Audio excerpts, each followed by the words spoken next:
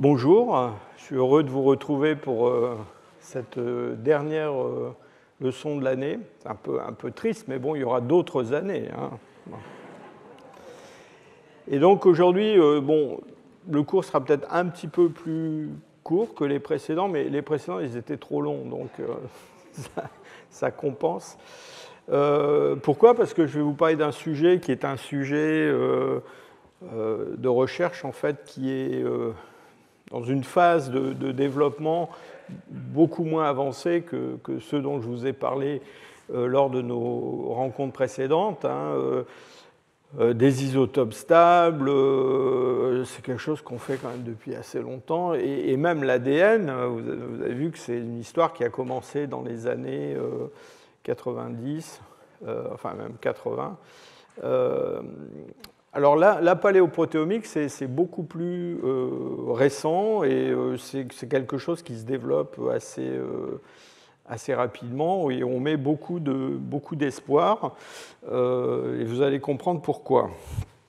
Mais quand même, une méthodologie qui a quand même ses limitations, on en parlera aussi un petit peu. Alors d'abord, de quoi il s'agit ?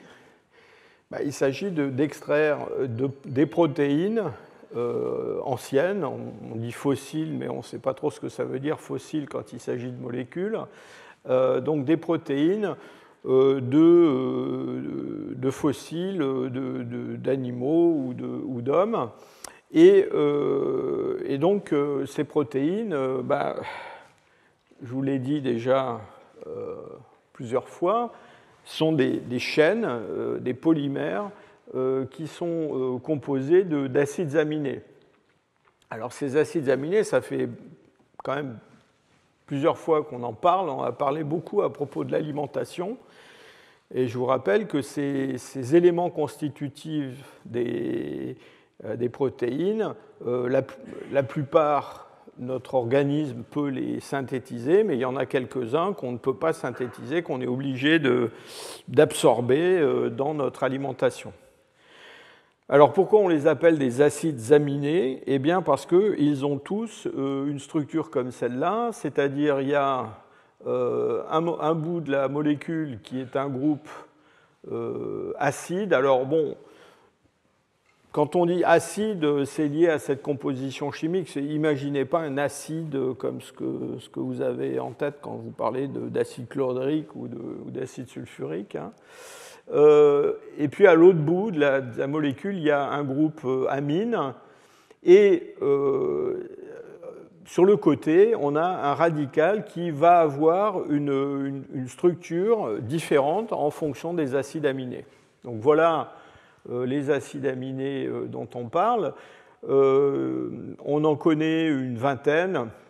Alors il y en a un petit peu plus, mais il y en a qui sont très très rares dans le monde vivant. Il y en a qu'on trouve chez tous les vertébrés en tout cas.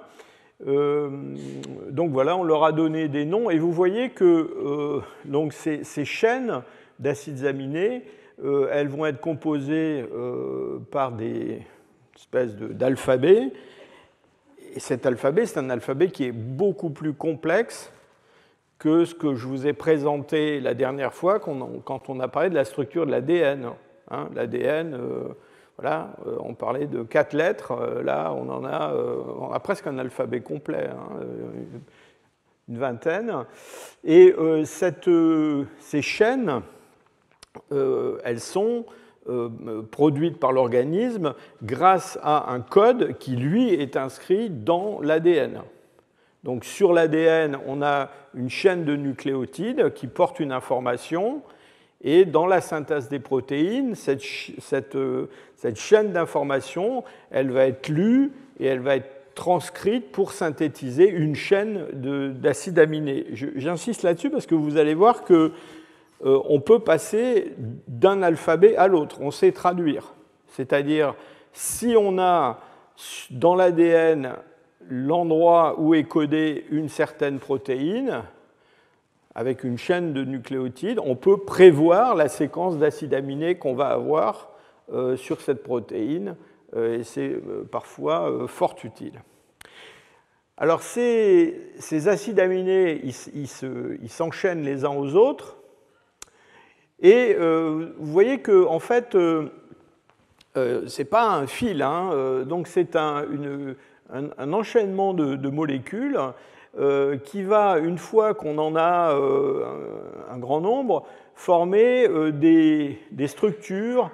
Alors, ce sont des structures qui peuvent être en ruban plus ou moins hélicoïdaux, mais il y a d'autres structures, ça peut être en feuillet, ça peut être en toutes sortes de choses. Et ces structures, qu'on appelle donc des structures secondaires, elles-mêmes, elles vont s'entortiller, si je peux dire, pour former une grosse molécule polypeptide qui a une forme assez complexe. Et d'ailleurs, une grande partie des propriétés de ces protéines, la façon dont elles fonctionnent et elles interagissent avec d'autres molécules, est liée justement à cette forme, à cette géométrie. Donc la géométrie, ça compte, ce n'est pas juste une question de composition, la structure, ça compte. Et alors ces gros polypeptides, eux-mêmes, ils s'assemblent, vous voyez là, il y en a 4 qui sont associés entre eux pour former un complexe de protéines. Et dans le fond, du point de vue fonctionnel, dans les cellules, c'est ça qui compte, hein, et c'est pour ça, encore une fois, que la géométrie, c'est très très important. Alors, j'ai utilisé le terme de polypeptide. Polypeptide, ça veut dire que, en fait, ces protéines, elles sont composées de morceaux de chaînes qui sont associés les uns aux autres, et ces morceaux de protéines, ces chaînes, on les appelle des peptides. Voilà. C'est un terme que je vais utiliser. Alors pourquoi on s'intéresse autant à ces protéines? Bon, d'abord parce qu'on a appris à les extraire, on s'est rendu compte qu'on pouvait en trouver dans des ossements fossiles et aussi dans des tissus dentaires. Et en fait, depuis assez longtemps, on extrait des protéines, en particulier du collagène, de l'os. Alors, pas tellement pour étudier ces protéines ou pour étudier ce collagène, mais pour obtenir du matériel organique qui, lui, va être utilisé pour faire, par exemple, des datations au radiocarbone ou des analyses isotopiques pour reconstituer le régime alimentaire d'un être qui a vécu il y a très très longtemps. Donc, c'est essentiellement ce matériau-là qu'on utilise dans toutes ces méthodes. Et pourquoi on l'utilise? Parce que si vous extrayez du matériel organique d'un os et que vous arrivez par différentes mesures à vous rassurer sur le fait que c'est bien du collagène de cheval qui vient d'un os de cheval et pas des molécules organiques qui viennent de je ne sais pas quelle araignée qui a vécu dans l'os, donc vous vous dites, voilà, avec ça, je vais pouvoir faire des mesures d'âge et des mesures, par exemple, pour établir le régime alimentaire de ce cheval. Donc, le moment où lui vivait et ce qu'il a mangé. On s'est rendu compte aussi que ces protéines, alors il y en a une très très grande variété, hein, comme vous le savez, ce sont des briques essentielles de la composition de nos tissus. Il y en a certaines qui sont très résistantes. Et en particulier, ce fameux collagène dont je parle depuis un moment, qui est donc une protéine de structure, c'est-à-dire que c'est quelque chose qui sert à construire en particulier notre squelette, mais pas que, notre peau, une grande partie de notre organisme comporte du collagène. Et ce collagène, qui est une protéine de structure, évidemment, comme c'est une protéine de structure, il faut qu'elle soit très solide, très résistante. Donc elle a des propriétés mécaniques particulières, des propriétés chimiques particulières. Et du coup, elle se conserve relativement bien, enfin assez longtemps, dans des ossements fossiles.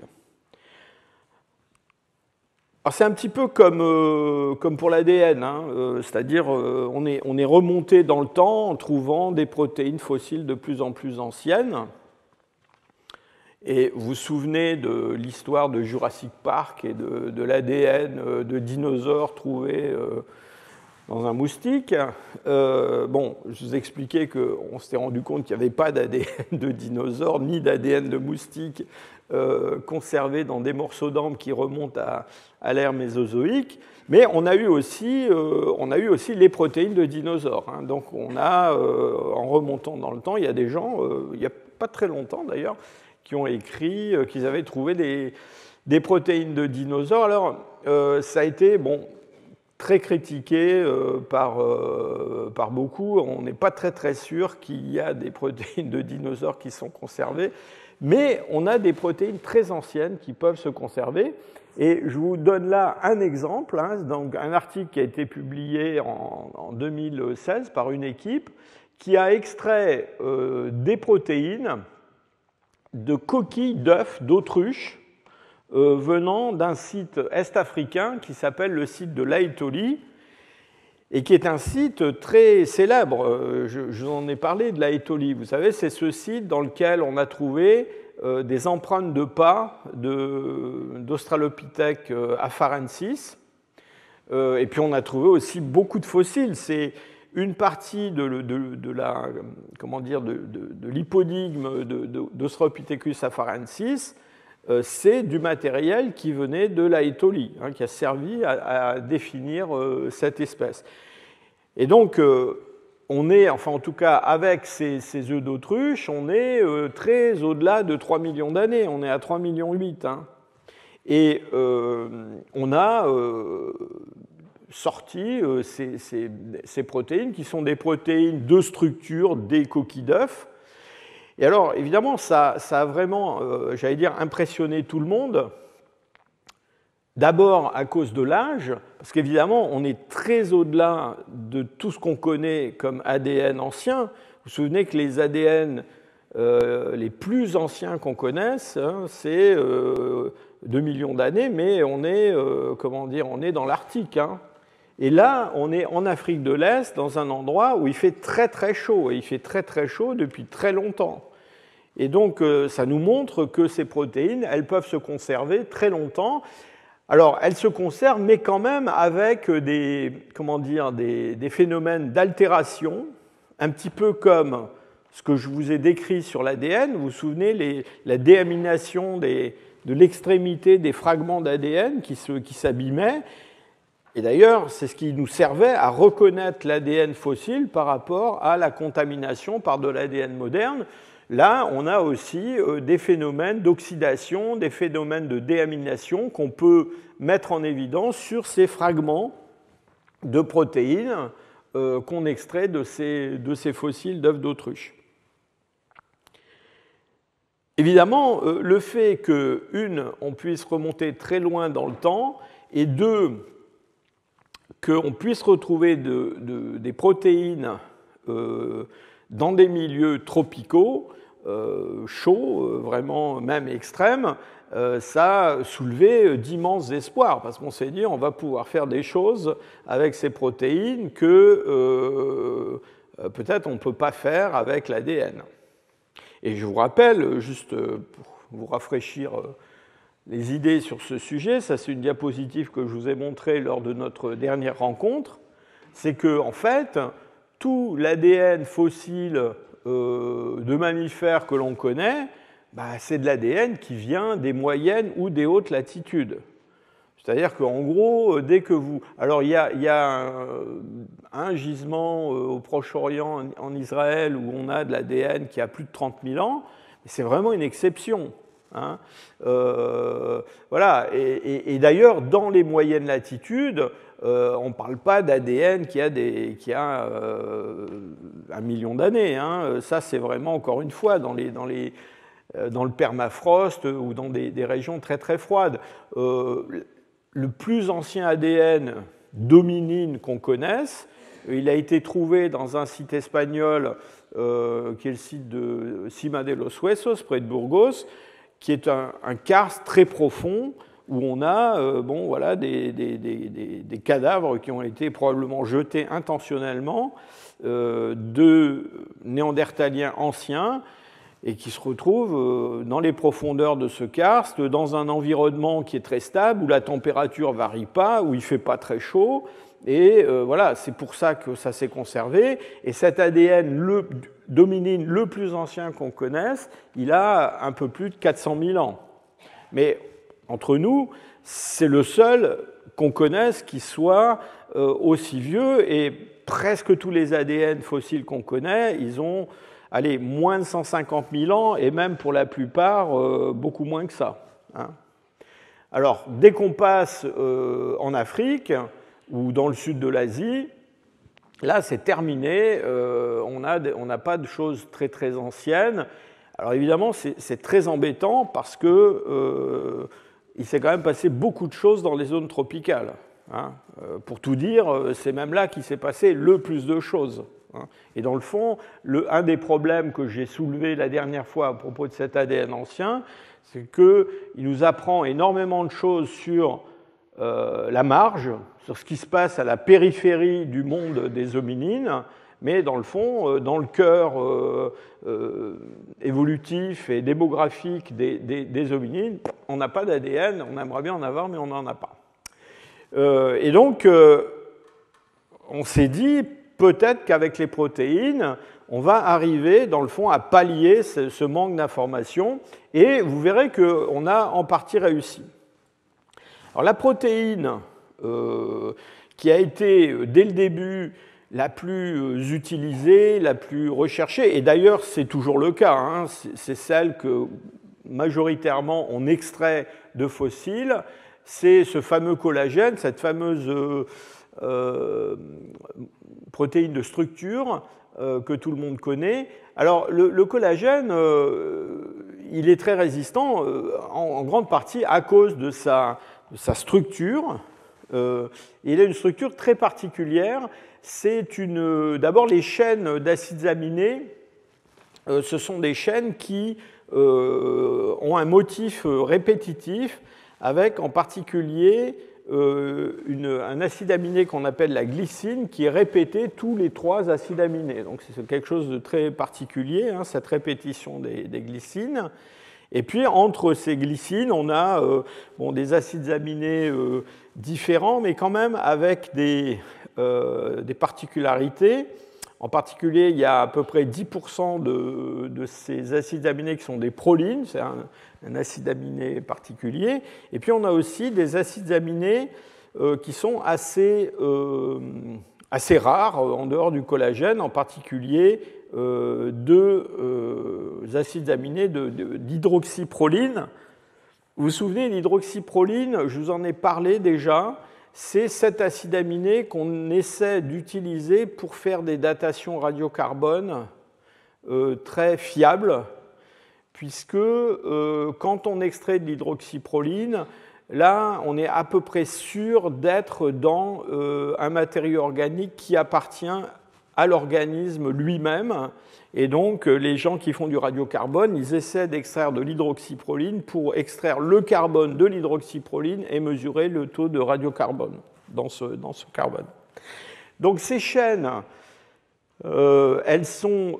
alors, il y en a plusieurs types, on ne va pas détailler tout ça, mais il y a une association de 3 chaînes comme celle-là, qui sont en quelque sorte entortillées les unes aux autres, avec des liaisons qui maintiennent tout ça. Et puis, ces chaînes de collagène, elles forment des fibres qui sont présentes, par exemple, dans l'os ou dans la peau, donc ces fameuses fibres de collagène. Et vous voyez que donc, ça a une structure, justement, pour répondre à une traction mécanique, hein, pour résister. Ça rend cette molécule très résistante, et ça explique sa longue conservation.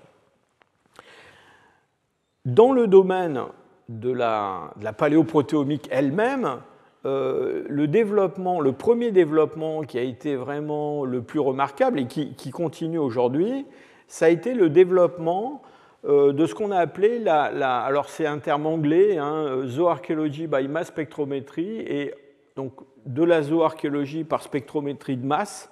Alors je vous le dis en anglais parce que on a traduit ça par un joli petit acronyme qu'on prononce zooms. Hein, et donc, voilà, si vous parlez de zooms à un paléoanthropologue ou à un paléontologue, normalement, il sait ce que c'est. Il sait ce que c'est zoom aussi, c'est une façon de communiquer avec un ordinateur, mais zooms, c'est cette méthode de spectrométrie de masse. Alors, cette méthode, elle a été développée par une équipe en Grande-Bretagne, en particulier à York, à l'université de York, où il y a un professeur, il y avait un professeur qui s'appelait Matthew Collins, dont les doctorants, les jeunes chercheurs ont beaucoup travaillé sur ce sujet. Et l'idée de ces recherches était dans le fond d'utiliser le collagène que l'on peut extraire, alors pas seulement de l'os, hein, mais de toutes sortes de tissus dans lesquels on peut trouver du collagène. Je pense par exemple, c'est une méthode qui a été utilisée sur des matériaux archéologiques récents, et même des matériaux historiques, si je peux dire, des parchemins par exemple, des choses comme ça. Et l'idée c'est, est-ce qu'on ne pourrait pas, en utilisant la structure de ce collagène, ces chaînes acides aminés, déterminer la source, l'origine animale des matériaux que l'on étudie. Alors pourquoi c'est important pour nous, paléoanthropologues ? Parce que quand vous fouillez un site, par exemple un site moustérien en Europe, ce que vous espérez trouver, c'est ça. Hein, une belle mandibule d'homme de Néandertal. Mais ça, vous ne la trouvez pas. Hein, vous ne la trouvez pas, et la plupart des gens passent toute leur carrière à espérer en trouver une et n'en trouvent pas. Mais par contre, ça, vous en trouvez énormément. Hein. Donc, tous ces sites archéologiques contiennent des fragments osseux alors qui sont essentiellement des restes d'animaux qui ont été chassés, qui ont été consommés. Alors, ces restes d'animaux, il y en a une partie qu'on peut identifier, et c'est le travail des gens qui font de l'archéozoologie, donc ils savent identifier. Alors, il y a des choses faciles, hein, tout le monde peut voir la différence entre une molaire de cheval et puis une molaire de bovidé, par exemple.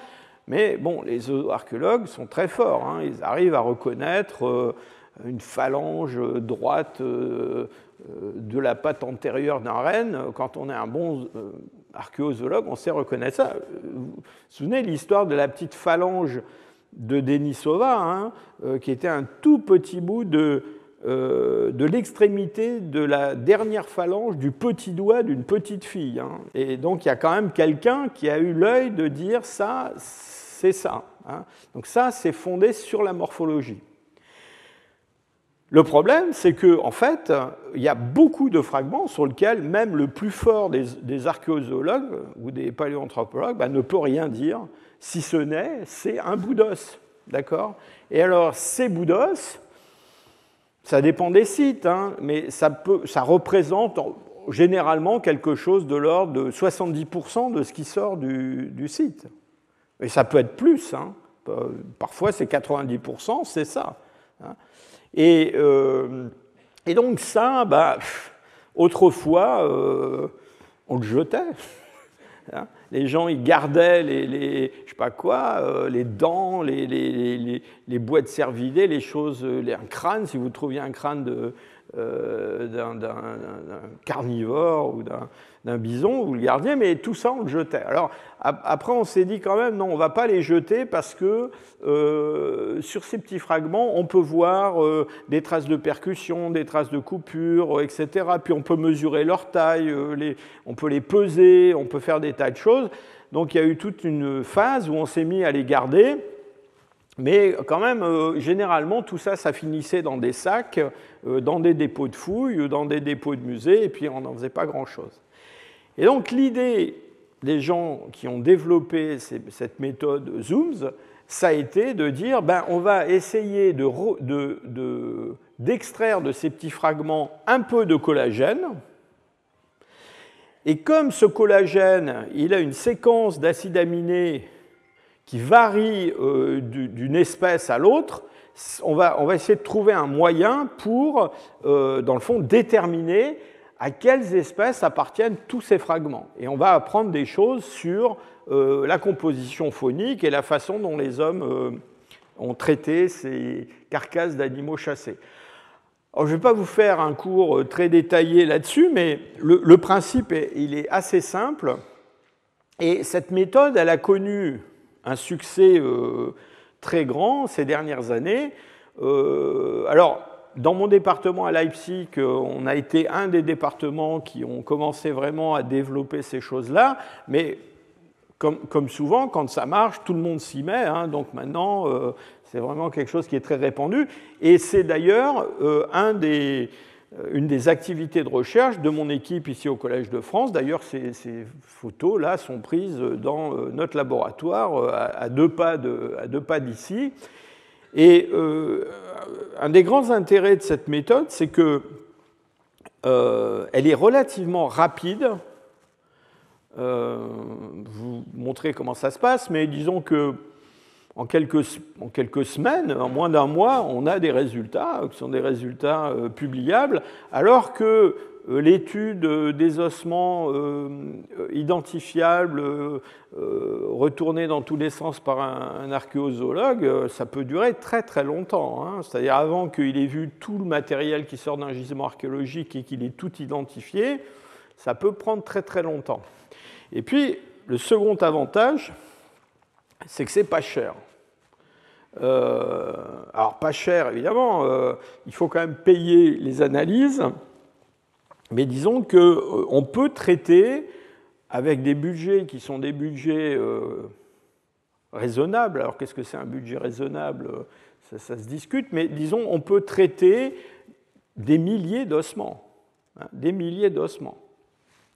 Donc, on extrait de ces fragments que je vous ai montrés, qui peuvent être de toute taille, on prend un tout petit bout d'os qui est gros comme la moitié d'un grain de riz. Donc vous voyez que c'est quelque chose qui est aussi intéressant parce que c'est très peu destructif. Parce que le problème, dès qu'on se met à prélever du matériel sur des vestiges archéologiques, évidemment, on ne veut pas détruire les vestiges archéologiques. Hein. On veut... Donc là, on en prend très très peu. Alors voilà, on les met dans des petits alvéoles. Alors comme on en traite des milliers, on a intérêt à ne pas se perdre dans la numérotation, hein, savoir d'où vient chaque fragment par rapport à ce que je vous ai montré tout à l'heure. Et puis, on va faire subir à ces petits fragments, tout petits fragments osseux, un traitement chimique qui est assez simple, qui consiste en gros à dissoudre l'os pour faire sortir le collagène qui peut être à l'intérieur. Et puis ensuite, on va traiter ce collagène avec des enzymes. Alors l'enzyme principale que l'on utilise, c'est la trypsine. La trypsine, c'est, vous savez, quand on digère, on a des enzymes qui digèrent les protéines, justement. Et donc la trypsine, ça digère le collagène. Et cette trypsine, vous voyez, elle joue un petit peu comme des ciseaux moléculaires qui vont couper ces chaînes de collagène pour en faire ce que je vous ai appelé tout à l'heure des peptides, c'est-à-dire des morceaux de protéines.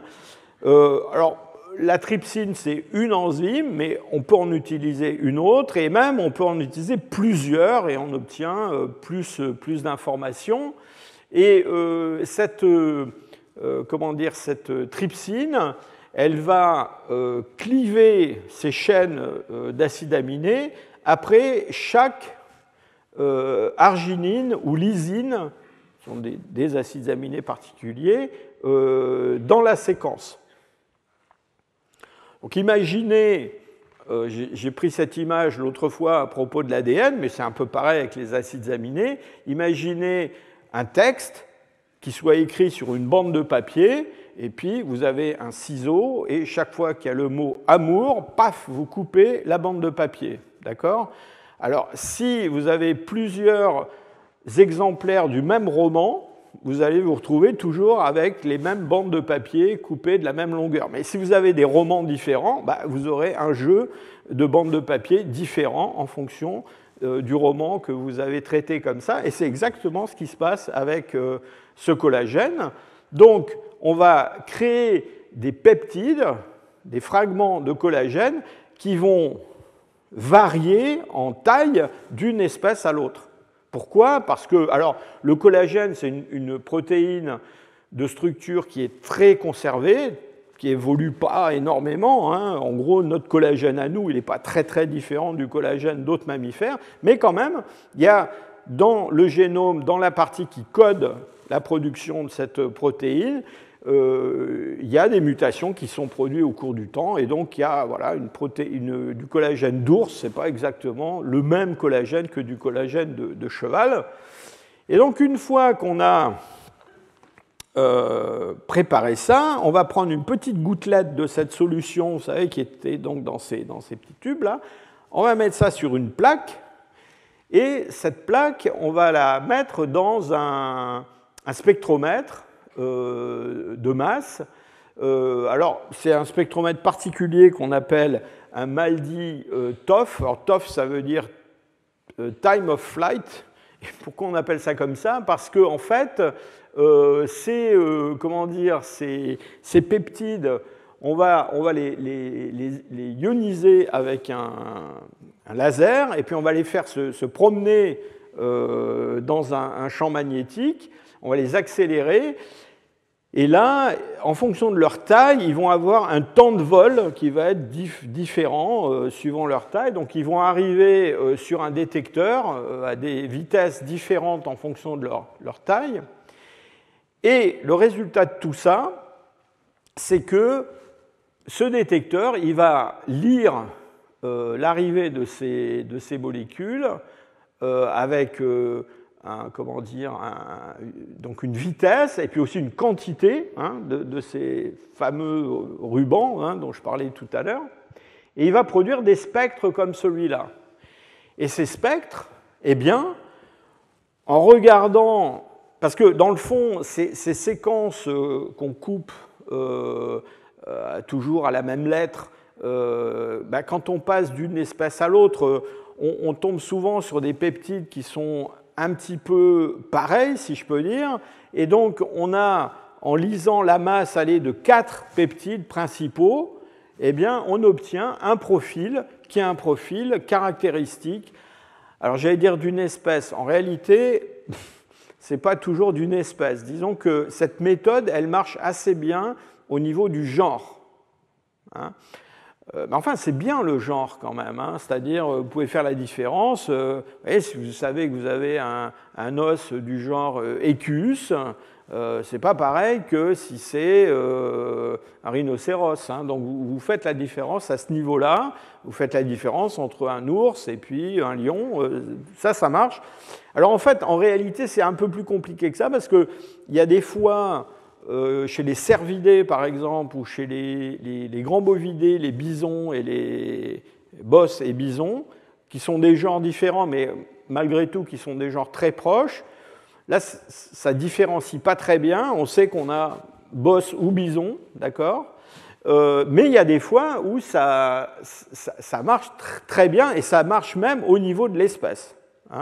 Vous voyez, là, bon, j'ai pris des rats. Bon, ce n'est pas ce qu'on étudie le plus souvent dans les gisements paléolithiques, mais vous voyez qu'entre Ratus ratus et Ratus norvegicus, eh ben, on a 2 spectres différents. Vous voyez ce peptide-là, ici, là, chez Ratus ratus, ben là, il n'y est pas. Il y en a un autre qui est d'une taille comparable, mais quand même qui est décalé et qui est un peu moins présent. Et donc, voilà, les gens qui font ces recherches, ils savent, ils ont une base de données avec des spectres comme ça pour toutes les espèces qu'on peut trouver dans des gisements pléistocènes en Europe. Et grâce à ça, eh bien, ils vont pouvoir produire des listes comme celle-là avec la proportion de... ici, vous voyez, de temps en temps, il y a des espèces, mais en général, ce sont des genres. Et donc, on arrive à identifier tout ça. Et ça veut dire quoi? Ça veut dire qu'en partant de notre plat de fragments informes qu'autrefois on allait jeter à la rivière, eh bien, on peut identifier chaque fragment comme ayant appartenu à un équidé, à un mammouth, à des cervidés, à un grand bovidé, etc., etc. Ah, ça ne marche pas absolument à tous les coups, hein. Il y a quand même des fois où on n'y arrive pas, mais vous voyez là, par exemple, sur cette série, c'est un ensemble qu'on a étudié dans mon groupe il n'y a pas très longtemps. Vous voyez qu'on a quand même pratiquement 80% des fragments qui ont été identifiés.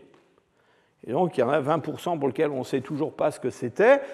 Je reviendrai là-dessus, mais évidemment, la recherche méthodologique, elle continue. On développe des méthodes pour essayer d'avoir une meilleure identification que celle-là, et même de croiser plusieurs méthodes pour, dans l'idéal, arriver, sinon à 100%, mais en tout cas, à un très très grand taux de réussite.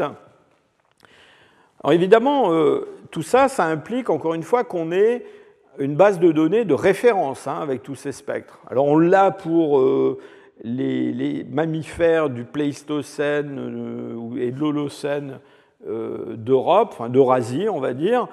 Alors c'est vrai qu'après, voilà, par exemple, on voudrait développer des recherches comme ça en Afrique, dans des régions où on espère qu'on va quand même trouver du collagène, même s'il n'y a pas d'ADN. Bon, là, il faut construire, alors c'est du boulot, quoi, parce que d'abord, il faut construire cette base de données en allant étudier, alors non pas des petits bouts d'os, mais des vrais animaux, soit encore vivants dans la nature actuelle, soit disparus, mais pour lesquels on a, bon voilà, si vous avez un squelette de rhinocéros, vous savez que c'est un rhinocéros, hein, donc vous pouvez construire ce genre de spectre. Et puis alors, de temps en temps, dans ces listes-là, on voit apparaître, là, vous voyez, 1%, c'est de l'homme.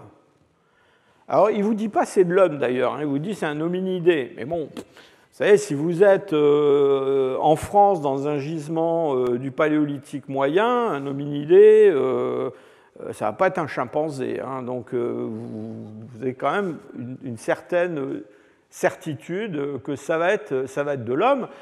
Alors ça, c'est absolument... Enfin, moi je trouve ça magique, et c'est pour ça d'ailleurs que je me suis lancé dans ces projets-là il y a quelques années, parce que j'ai réalisé que c'était un moyen absolument inespéré de repérer dans des tas de fragments comme ça des restes humains qu'on n'aurait jamais pu identifier autrement. Il n'y a rien dans la morphologie de ces os qui permet de dire qu'ils sont humains. Alors voilà, tout ça a donné lieu à pas mal de recherches. En fait, ce sont des recherches assez, encore une fois, j'insiste, assez récentes. On parle des 10 dernières années, au maximum, et même moins que ça, en fait. Et en fait, bon, évidemment, on va reparler un petit peu de cette histoire de détecter des restes humains, mais bon, moi, j'étais surtout... sur lequel moi j'étais surtout orienté, mais on peut faire des tas d'autres choses avec cette méthode. Et je vais vous donner 2 ou 3 exemples pour vous montrer tout l'intérêt de cette méthode. Alors d'abord, ce qu'on peut faire, c'est déterminer la nature taxonomique de ces grandes séries de fragments, donc obtenir des listes comme celles que je vous ai montrées à l'instant avec des proportions, et comparer ça à ce que les zooarchéologues qui ont, eux, étudié les pièces bien conservées, identifiables, nous ont produit comme liste, puisque ça, c'était ce qu'on faisait jusqu'à présent. Donc, on a dans un gisement donné, dans un niveau donné, une liste d'animaux qui ont été déterminés par des gens qui ont regardé ce qui était morphologiquement bien conservé, et puis après, on a les résultats de zooms. Et alors, ce qu'on a assez vite découvert, c'est qu'il y avait parfois des différences très notables entre les deux. Alors, ces différences, elles tiennent d'abord à la présence d'espèces rares. Alors, il y a des espèces qui sont très peu représentées, des carnivores un petit peu bizarres, des choses comme ça, qu'on ne va pas de l'homme, qui est un carnivore un peu bizarre aussi. Donc, des choses qu'on n'a pas dans le registre de ce qui a été identifié sur la morphologie, on va le trouver dans Zoom. Le contraire arrive aussi, d'ailleurs. Hein, bon. Mais surtout, ce qu'on va voir, c'est que les proportions peuvent varier énormément entre les proportions d'espèces peuvent varier énormément entre les deux listes. Alors là, ce que vous avez ici, c'est une étude qui a été faite par une doctorante qui s'appelle Virginie Ciné-Mathieu, j'ai oublié de mettre son nom, et qui a étudié deux niveaux différents. Donc ces deux grands pavés sont deux niveaux différents, moustérien final et uludien. C'est la charnière du Paléolithique supérieur, dans un site du nord de l'Italie qui s'appelle Fumane. Et pour ces deux niveaux, vous avez trois colonnes, des colonnes qui montrent ce qui a été déterminé morphologiquement, alors de l'os brûlé, et puis ensuite ce qu'on a déterminé par zooms. Hein. Et vous voyez que, en particulier, les grands bovidés, donc bos, bison, qui sont, alors on ne va pas dire rares, parce qu'il y en a quand même 7% hein, dans les ossements qu'on a pu déterminer, mais ils représentent presque la moitié des ossements, des fragments osseux qu'on trouve dans le site. Alors on peut discuter hein, sur comment on calcule ces pourcentages, parce qu'évidemment, bon, là on compte des individus, là on compte des fragments, c'est pas tout à fait pareil. Bon, après on peut aussi discuter qu'est-ce qu'on va faire, est-ce qu'on va compter les fragments, est-ce qu'on va les peser, est-ce qu'on va compter par classe de taille, etc. Enfin bon, je ne rentre pas dans toutes ces discussions, mais quand même, le résultat c'est quoi? C'est que ce soit là pour les niveaux uludiens ou pour les niveaux moustériens finaux, on voit que, en gros, il y a à peu près 6 fois plus de fragments de bos bison cassés petits que de pièces qu'on puisse identifier. Et donc ça nous dit quelque chose sur le comportement des hommes. Hein, parce que ça nous dit, voilà, ces gens, ils chassent de l'os, ils chassent du bison et du bos, mais ensuite, les carcasses, ils ont une façon particulière de les traiter qui n'est pas la façon de traiter, je ne sais pas, les bouquetins ou les cerfs.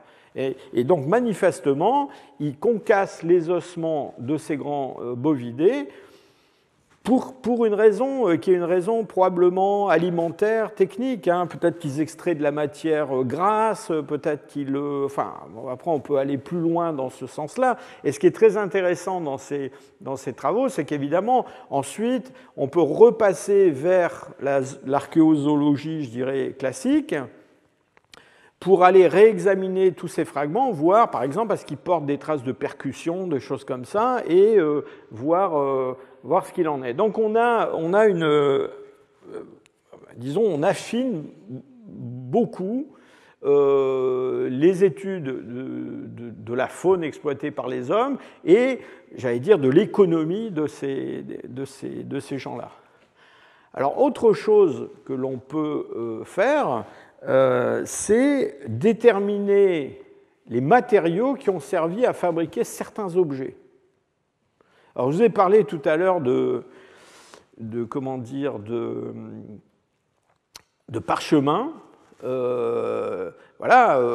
parchemins. Il y a des parchemins qui sont faits en peau de chèvre, en peau de mouton, différents types de parchemins. Les gens qui ont développé ces techniques-là, ils avaient ça aussi en tête. C'est que sur des matériaux comme le parchemin, on pouvait déterminer même peut-être leur origine géographique.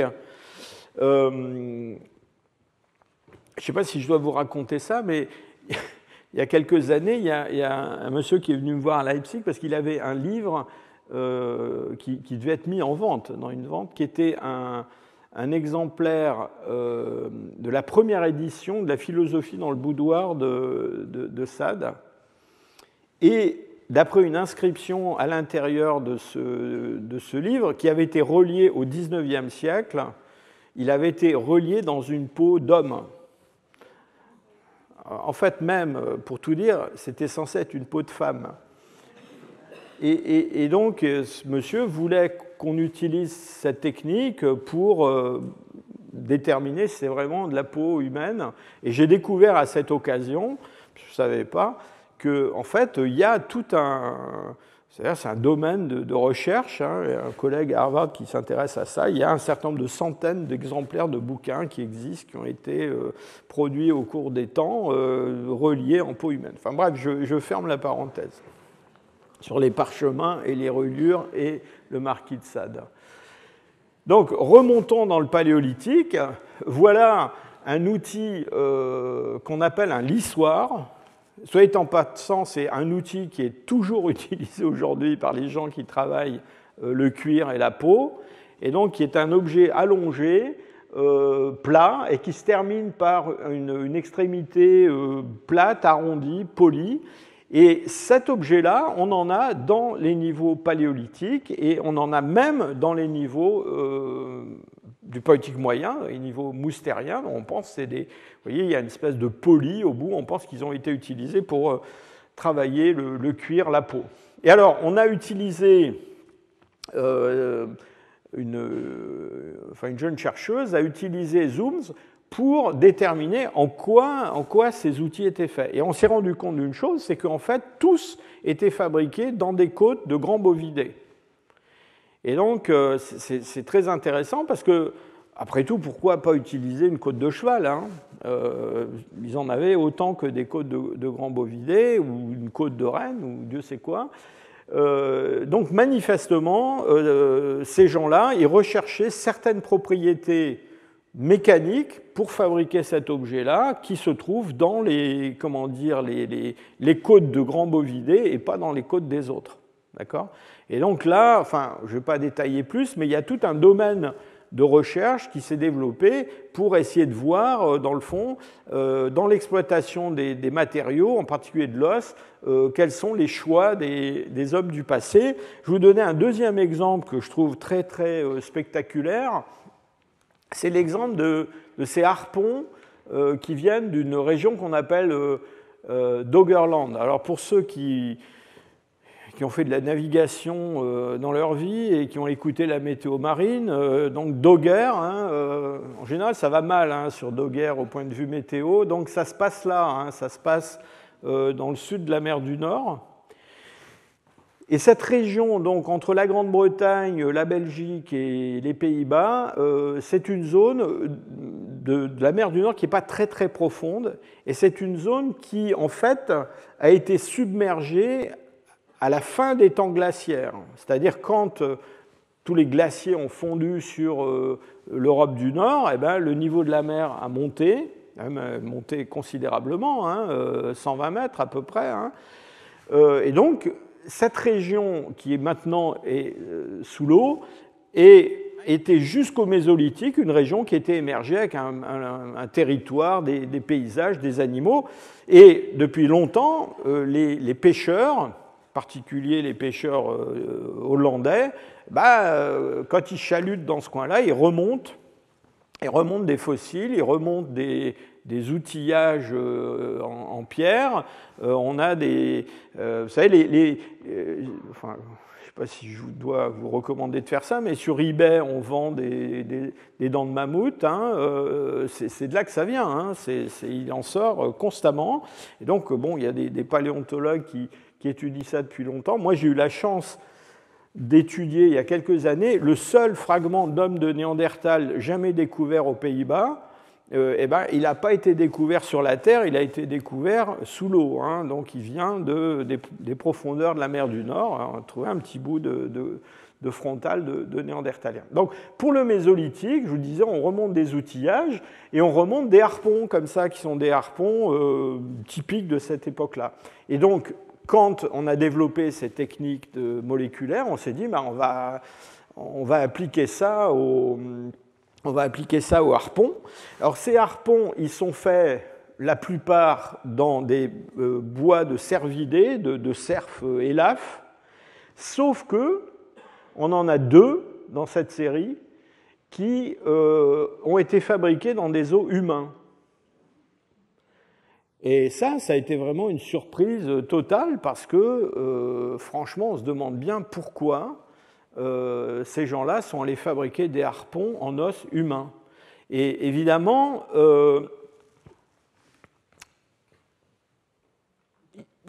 il y a peu de chances que ce soit vraiment pour des raisons, je dirais, mécaniques, vous savez, ce que je vous ai raconté à propos des lissoirs. On imagine plutôt, parce que des harpons fabriqués en bois de cervidés, ça fait des milliers d'années que les hommes en fabriquent, en bois de renne, en bois de cerf, ils savent bien les faire et ça marche très très bien. Là, on pense plutôt que ça a une valeur symbolique, c'est-à-dire c'est probablement pas n'importe quel os humain, c'est l'os de quelqu'un en particulier, j'en sais rien, un ancêtre, un ennemi, enfin vous pouvez imaginer tout ce que vous voulez, mais probablement c'est quelque chose comme ça. Donc vous voyez quand même que c'est tout à fait intéressant de pouvoir utiliser cette technique sur le matériel archéologique. Alors bien entendu, je reviens à mon dada habituel. Moi, ce qui m'intéressait, c'était surtout de trouver quand même des restes humains. Et donc, on a appliqué cette méthode en grand, si je peux dire. Voilà l'exemple de la grotte de Bachokiro en Bulgarie, où on a un niveau qui date autour de 43 000, 44 000, qui est un niveau très riche en matière organique, c'est pour ça qu'il est noir. Il y a beaucoup d'ailleurs l'ADN, le collagène, très bien conservé, et on trouve dans chaque mètre carré des dizaines de milliers d'objets. Alors d'objets, ce n'est pas des objets spectaculaires, la plupart c'est des petits bouts d'os comme ça, on en a des milliers, des milliers, des milliers. Donc on a utilisé cette méthode à Bachokiro, et c'est cette méthode-là qui a permis de détecter je crois me souvenir, c'était une série de 1300 fragments qui venaient de ce niveau-là. On en a découvert 5 ou 6 qui étaient des restes humains. Et pour tout vous dire, c'est comme ça qu'on a découvert ce qui à l'époque étaient les plus anciens Homo sapiens d'Europe. C'est grâce à cette méthode-là. Ce n'est pas en trouvant un beau crâne ou je ne sais pas quoi, une sépulture, quelque chose comme ça. Alors voilà ensuite ce qu'on en a fait. Je vous ai dit, une fois qu'on a identifié ces restes humains, eh bien, on peut faire beaucoup de choses en utilisant toutes ces techniques fondées sur la géochimie et la biochimie, dont je vous parle depuis 4 semaines maintenant. Et pour commencer, on a pu les dater directement. Et c'est comme ça qu'on a daté les plus anciens Homo sapiens qui arrivent en Europe de l'Est, autour de 45 000 ans, et montrer qu'ils arrivent bien avant la disparition des derniers néandertaliens qui sont représentés là en bleu, autour de 40 000 ans dans l'ouest de l'Europe. Donc là, on a commencé à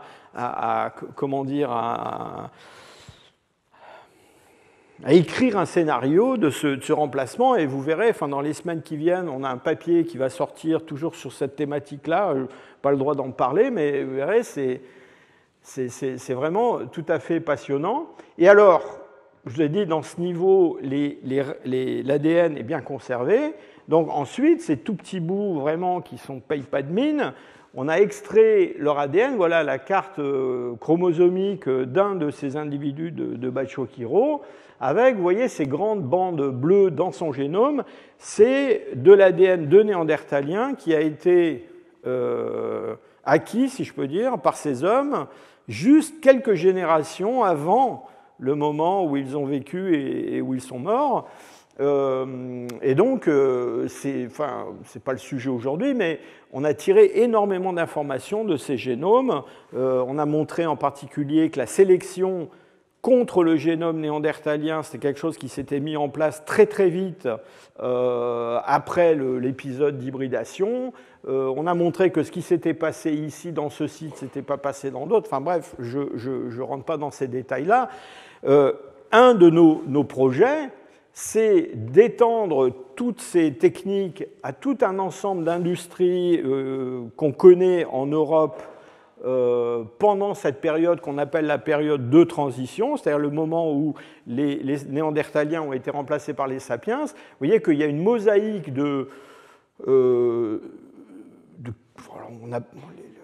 parfois on parle de culture, je pense que c'est un peu exagéré, mais disons on va dire des technocomplexes, des ensembles d'outillages qui sont bien caractérisés, qui en général ne durent pas très longtemps, juste 2 000 à 3 000 ans, qui se succèdent les uns les autres, qui ont des territoires bien déterminés. Le problème, c'est que, en fait, depuis 3, 4, 5 générations, on ne sait pas qui a fabriqué ces choses-là. C'est-à-dire on a toutes ces industries. Pendant très longtemps, et encore souvent, on pense que ce sont les derniers néandertaliens qui les ont fabriqués. Ben justement, à Bachokiro, là en Bulgarie, maintenant on sait que non. On sait que c'est des sapiens. Et bon, vous verrez la suite dans quelques temps. Alors, je vous indique aussi que, toujours pour vous montrer comment on croise, si je peux dire, les données comment dire, de paléoprotéomique et de paléogénétique. Vous vous souvenez, je vous ai parlé de ce, comment dire, de ce fragment de Denisova, qui est donc un os de la grotte de Denisova, numéroté 11, et je vous ai expliqué que c'est le seul cas qu'on connaisse où on a un hybride de première génération, c'est-à-dire c'est vraiment un individu qui est le produit d'une femme néandertalienne et d'un homme dénisovien, donc leur progéniture. Eh bien, ce fragment-là, quand vous le voyez, vous vous rendez bien compte que ce n'est pas en regardant sa morphologie qu'on l'a identifié comme étant humain et encore moins comme étant un hybride de Denisovien et de Néandertalien. Ben, c'est en utilisant la technique Zooms que cet ossement il a été identifié. Alors, je vous ai dit qu'on essaie maintenant d'aller au-delà un petit peu de cette technique Zoom. Alors, il y a une autre méthode qui vient d'apparaître, qui s'appelle SPIN. Alors, SPIN, ça veut dire Species by Proteome Investigation. Sans rentrer trop dans les détails, c'est la machine qui sert à faire... Donc, il y a l'extraction du collagène, puis après, il y a le traitement par un spectromètre. Donc là, on utilise de la spectrométrie de masse en tandem. Ça veut dire quoi? Ça veut dire, en gros, il y a un spectromètre qui fait le tri des peptides, et puis il y a un deuxième derrière qui affine la mesure. Et tout ça, c'est combiné à une chromatographie liquide. Et donc, cette technique, elle permet d'aller plus loin dans la détermination des espèces. Et ce qu'on fait, on a une étude qui doit être publiée prochainement. Non seulement on compare Zooms et Spin, mais on essaie de croiser les deux méthodes pour voir si en utilisant les deux, on n'arrive pas à quelque chose de mieux. Je vous ai mis la photo d'une de nos doctorantes qui termine sa thèse justement sur ce sujet. Alors donc, bon, tout ça, c'est comment on reconnaît les espèces, les genres, comment on reconnaît les hominines quand il y en a, mais après, il faut les donner aux généticiens. Parce qu'après, une fois qu'on les a identifiés avec Zoom, on ne peut pas aller beaucoup plus loin. Alors évidemment, ça ne résout pas notre problème de la non-conservation de l'ADN dans des périodes anciennes ou dans des zones où il fait trop chaud pour que l'ADN se conserve. Hein. Et parallèlement à tous ces travaux que je viens de vous décrire, évidemment, on n'a pas renoncé à faire de la phylogénie moléculaire sur ces protéines. Et la première publication, vous voyez, ça ne remonte pas quand même à la nuit des temps, hein, c'est 2015. La première publication, qui a été faite d'ailleurs par un doctorant de mon équipe à Leipzig, Frido Welker, dont vous allez voir le nom très souvent dans les diapos qui suivent, parce que depuis, il est devenu professeur à Copenhague et c'est un des leaders dans ce domaine de recherche. Donc en 2015, pour la première fois, on a utilisé ces techniques de paléoprotéomique, pas juste pour identifier des espèces, mais pour essayer de voir si on ne pouvait pas connecter ces espèces entre elles dans un arbre phylogénétique. Et il y a cet article qui était paru dans Nature en 2015, c'est un article qui a résolu un problème qu'on se pose depuis le 19e siècle, quand Darwin, avec le Beagle, a fait son tour du monde. Il s'est arrêté en Amérique du Sud et il a ramassé des quantités d'ossements fossiles qui ont été ramenés en Europe.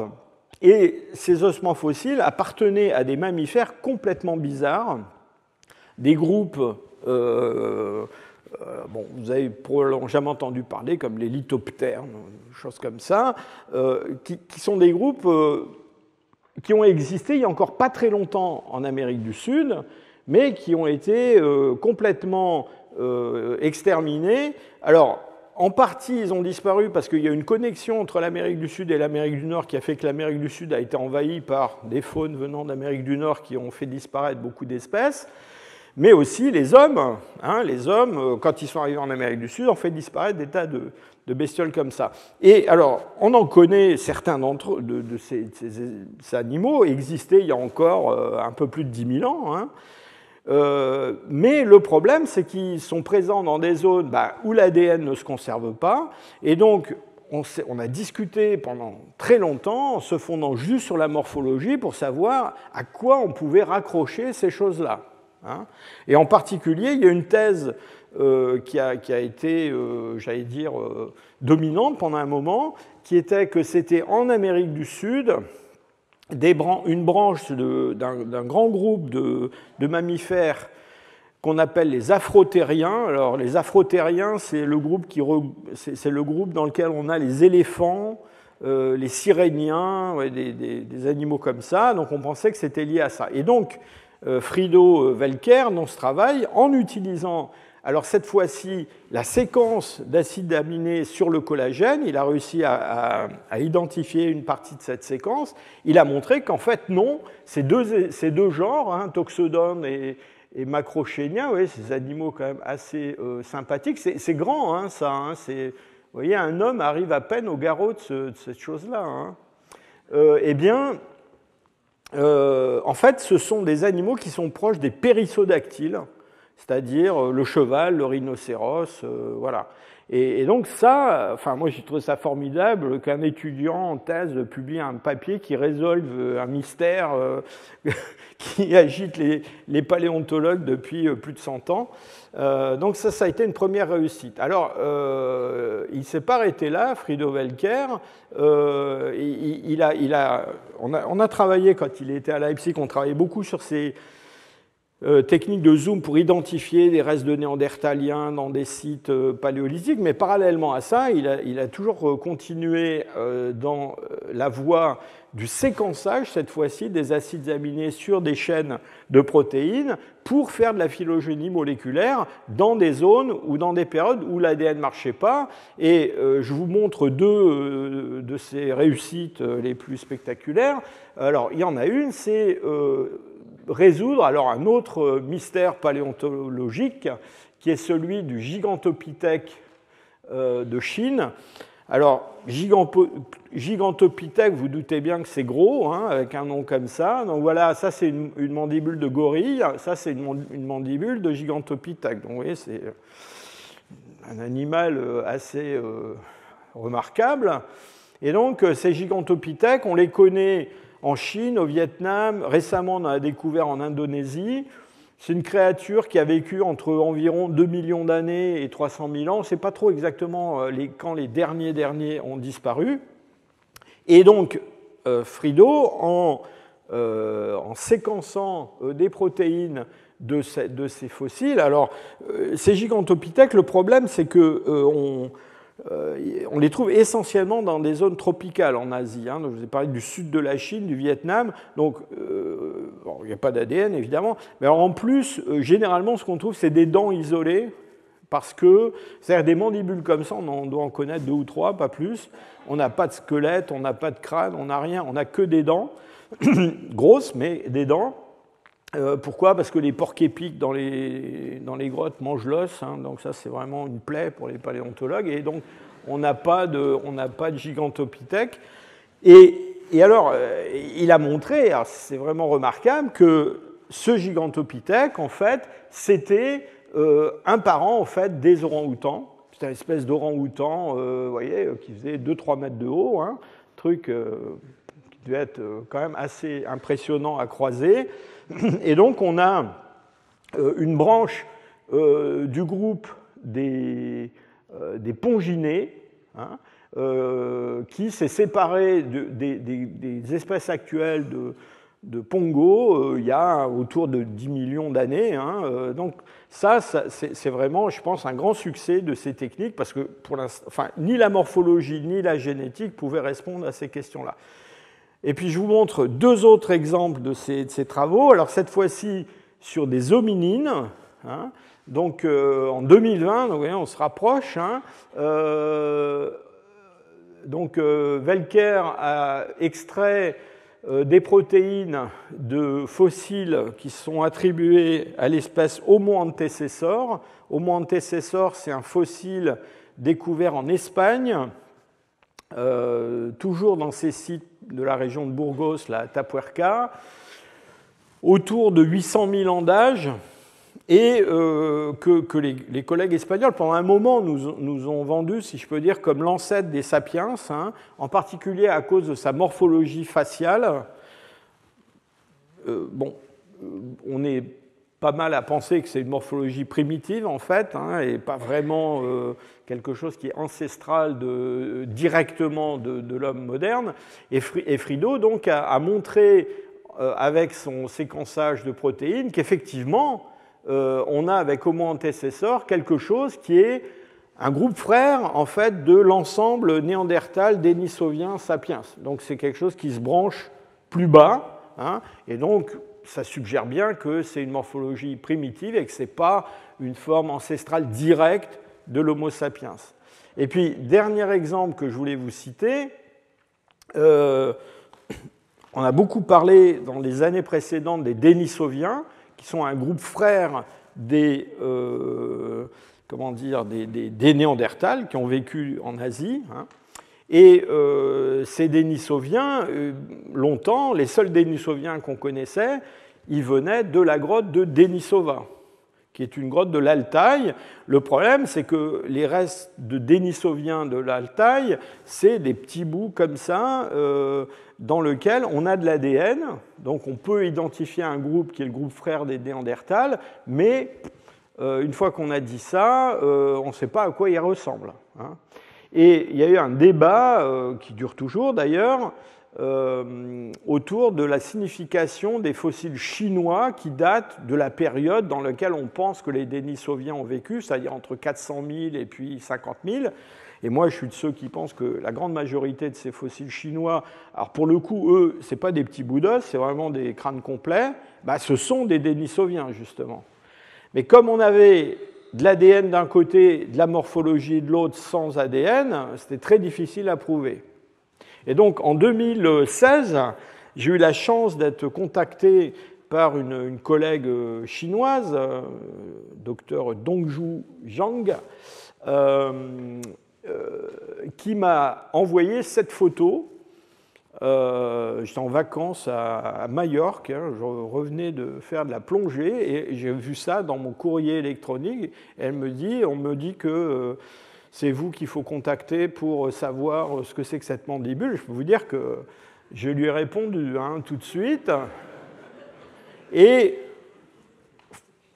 cette mandibule, elle a été découverte dans une grotte par un moine, c'est au Tibet, hein, dans un moine tibétain qui a ramassé cette mandibule. Il y a des années de ça, qu'il l'a donnée au 6e Bouddha vivant, qu'il l'a donnée à un géologue, qu'il l'a donnée, etc. Tous ces gens-là sont morts. Bon, on sait de quelle grotte elle vient, mais c'est tout ce qu'on sait, d'accord ? Mais sa morphologie est tout à fait remarquable, et je me suis dit à l'époque que c'était une chance unique de tester cette idée qu'en fait en Chine on avait des Denisoviens, mais enfin on est quand même à 3000 km, hein, c'est assez loin.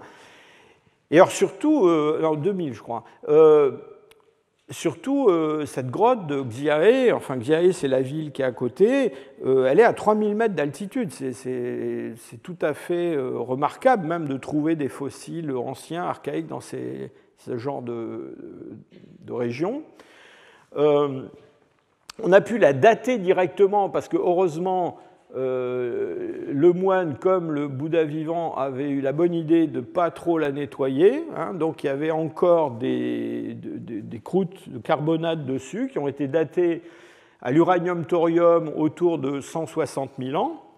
On a pu étudier sa morphologie, je ne vais pas vous en parler, mais surtout ce qui est très intéressant, c'est que donc Frido Welker a réussi à extraire des protéines de cet os. Et vous vous souvenez que je vous ai dit qu'on pouvait utiliser la séquence ADN, la séquence de peptides, la séquence de nucléotides sur l'ADN pour prédire la forme et la composition d'une séquence d'acides aminés sur une protéine. Et c'est ce qu'on a fait. On est allé regarder pour ces protéines ce qui se passait dans le génome des Denisoviens de Denisova. Et, vous voyez, bingo, cette mandibule de lapsus significatif, cette mandibule de Xiae, eh ben, c'est ce qu'on a de plus proche, au point de vue protéine, de ces Denisoviens de la grotte de Denisova. Alors depuis, on continue, donc cette recherche de protéines à des fins phylogénétiques, c'est quelque chose qui est toujours très actif. On espère trouver des choses de plus en plus anciennes. Alors, singulièrement, c'est sur les tissus dentaires en fait, que les efforts portent. Pourquoi ? Eh bien parce que avec les protéines, il se passe un petit peu le même genre de problème qu'avec l'ADN, c'est-à-dire qu'il y a des problèmes de conservation, il y a aussi des problèmes de contamination. On n'a pas beaucoup parlé pour l'instant, mais on peut aussi contaminer des protéines fossiles avec des protéines récentes. Alors, surtout autrefois, vous savez, quand on avait des fossiles, qu'est-ce qu'on faisait ? On les trempait dans de la colle de peau de lapin pour les consolider, les recoller, etc. Donc très souvent, d'ailleurs les gens qui font de la paléogénétique sur des fossiles humains du paléolithique, très souvent ils trouvent de l'ADN de vache. Pourquoi ? Parce que voilà, on a mis là-dessus des colles et choses comme ça. Alors, les tissus dentaires, l'émail dentaire, c'est quelque chose qui est très intéressant. Pourquoi ? D'abord parce que l'émail dentaire, pour ceux qui ont suivi certains de mes cours des années précédentes, vous vous souvenez que ce sont des prismes minéralisés, d'hydroxyapatite, qui poussent, et d'ailleurs ils poussent avec des espèce de constriction périodique qui permet de compter les jours de formation de ces prismes. Et donc l'émail dentaire, si on agrandit énormément de l'émail dentaire, ce qu'on a, imaginez, vous savez, un paquet de spaghettis, quand ils sont tous serrés les uns contre les autres avant qu'on les fasse cuire, c'est ça de l'émail dentaire, c'est des spaghettis collés les uns contre les autres. Et ces spaghettis, ils poussent, d'accord ? Mais ils ne poussent pas n'importe comment, ils poussent dans un échafaudage qui est un échafaudage de protéines. Et donc imaginez ça, vous savez, les échafaudages que vous voyez devant les immeubles quand on fait le ravalement, quelque chose comme ça, avec des vides à l'intérieur. Et donc les prismes, ils poussent entre cette charpente de protéines. Et une fois que, vous voyez là, ce sont les prismes qui sont en train de pousser dans la charpente de protéines, et une fois qu'ils ont poussé, eh bien, la charpente de protéines, elle va être détruite. Donc il y a tout un processus de destruction de cette charpente de protéines, mais ce processus de destruction, eh ben, il n'est pas total, heureusement pour nous, donc il reste un petit peu de protéines quand même. Et l'intérêt de toute cette histoire, c'est quoi ? C'est que, en fait, à cause de cette structure, ces protéines qui sont piégées entre ces prismes d'émail sont piégées, elles sont abîmées par les processus qui les ont détruites, mais elles sont protégées. Et le milieu, l'émail dentaire, c'est un milieu fermé dans lequel il n'y a pratiquement rien qui peut rentrer de l'extérieur quand on a affaire à un fossile. Et donc, il n'y a pas de contamination, il y a de la protection, et ces protéines, elles vont survivre beaucoup plus longtemps que si elles se trouvent dans de l'os. Et quand on remonte dans des périodes très anciennes où on essaie d'extraire des protéines fossiles, c'est singulièrement dans l'émail dentaire qu'on va aller les chercher. Alors dans l'émail dentaire, vous voyez, on ne parle pas de collagène, on parle d'autres protéines.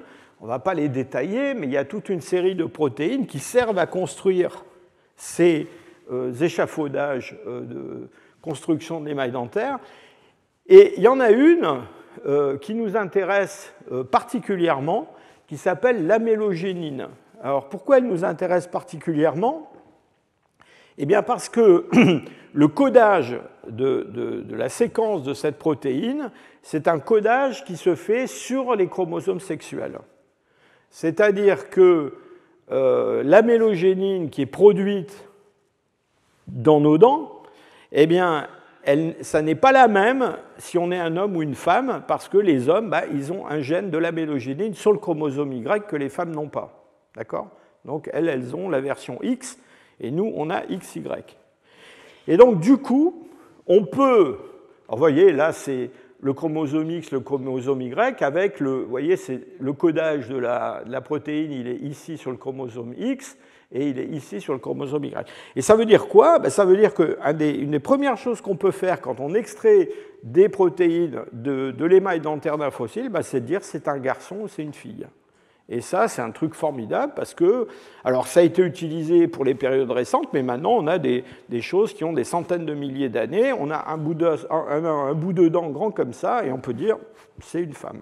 D'accord? Donc ça, c'est quand même fort.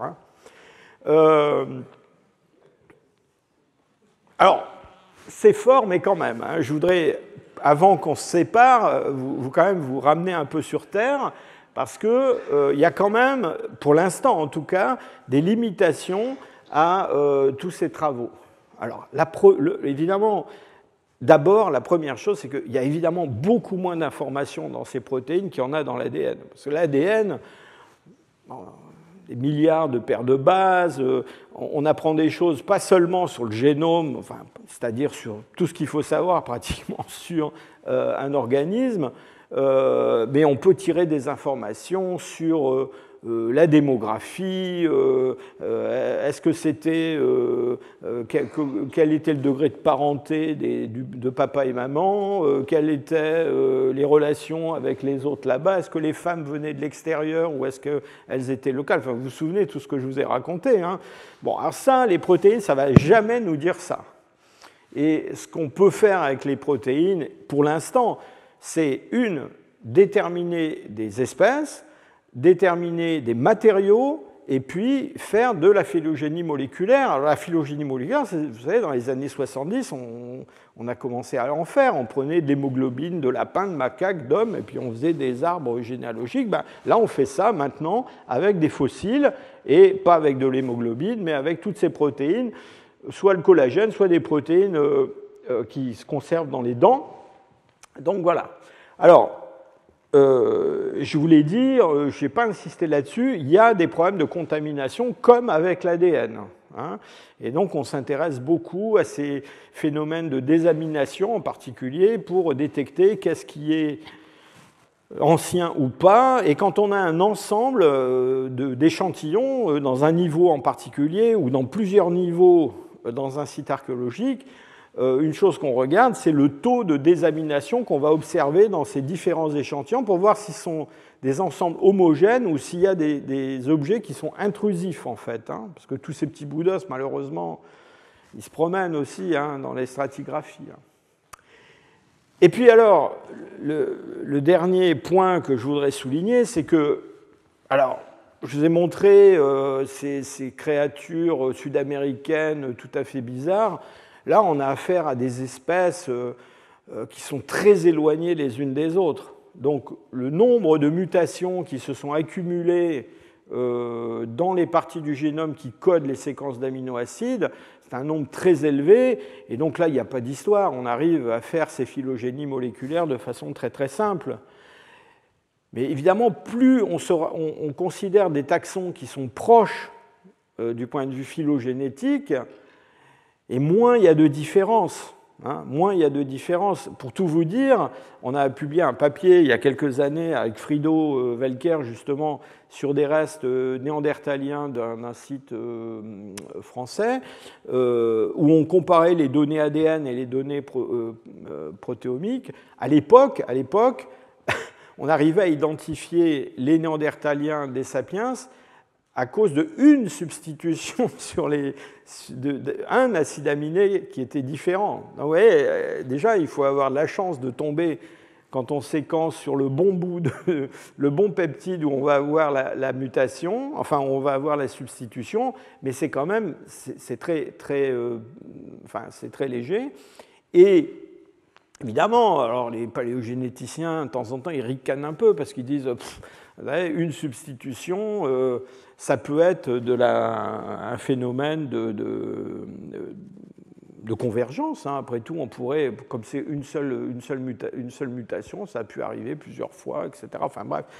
Donc là, c'est une vraie limitation quand on s'adresse à des espèces très très proches. Là, j'ai assisté à une soutenance de thèse il y a quelques jours sur un sujet comme ça, et l'impétrante, justement, avait un peu de mal en essayant de comparer des formes fossiles d'hominines pour trouver des différences assez flagrantes. Alors, comment on s'en tire ? Bon, je pense, enfin, on ne s'en tire pas complètement pour l'instant, mais on va s'en tirer. Pourquoi ? Parce que, en fait, l'idée, c'est non pas de regarder une protéine, comme on faisait dans les premières recherches. Alors, tout le monde s'est jeté sur le collagène, la chaîne alpha du collagène, bien sûr. Bon, maintenant, ce qu'on essaie, et c'est ce que l'équipe de Copenhague fait, c'est